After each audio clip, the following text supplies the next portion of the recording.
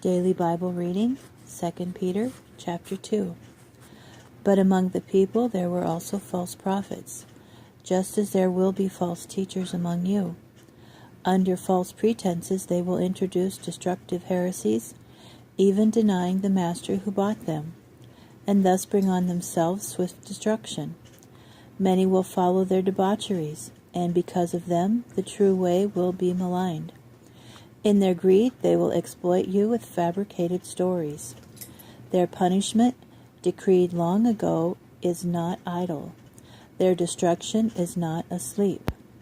For God did not spare the angels who sinned. On the contrary, he put them in gloomy dungeons lower than Sheol, to be held for judgment. And he did not spare the ancient world. On the contrary, he preserved Noach, a herald of righteousness, with 7 others, and brought the flood upon a world of ungodly people. And he condemned the cities of Sodom and Gomorrah, reducing them to ashes and ruin, as a warning to those in the future who would live ungodly lives. But he rescued Lot, a righteous man who was distressed by the debauchery of those unprincipled people. For the wicked deeds which that righteous man saw and heard, as he lived among them, tormented his righteous heart day after day. So the Lord knows how to rescue the godly from trials and how to hold the wicked until the day of judgment, while continuing to punish them, especially those who follow their old natures in lust for filth and who despise authority. Presumptuous and self-willed, these false teachers do not tremble at insulting angelic beings, whereas angels, though stronger and more powerful, do not bring before the Lord an insulting charge against them.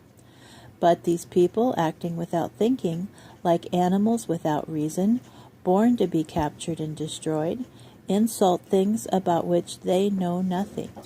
When they are destroyed, their destruction will be total. They will be paid back harm as wages for the harm they are doing. Their idea of pleasure is carousing in broad daylight. They are spots and defects, reveling in their deceptions as they share meals with you.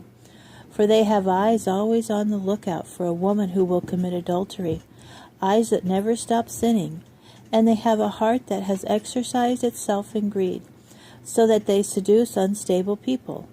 What a cursed brood! These people have left the straight way and wandered off to follow the way of Bilam ben Beor, who loved the wages of doing harm, but was rebuked for his sin. A dumb beast of burden spoke out with a human voice and restrained the prophet's insanity. Waterless springs they are, mists driven by a gust of wind. For them has been reserved the blackest darkness. Mouthing grandiosities of nothingness, they play on the desires of the old nature, in order to seduce with debaucheries people who have just begun to escape from those whose way of life is wrong. They promise them freedom, but they themselves are slaves of corruption. For a person is slave to whatever has defeated him. Indeed, if they have once escaped the pollutions of the world through knowing our Lord and Deliverer, Yeshua the Messiah, and then have again become entangled and defeated by them, their latter condition has become worse than their former.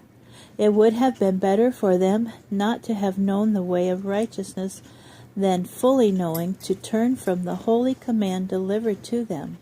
What has happened to them accords with the true proverb, "A dog returns to its own vomit." Yes, the pig washed itself, only to wallow in the mud.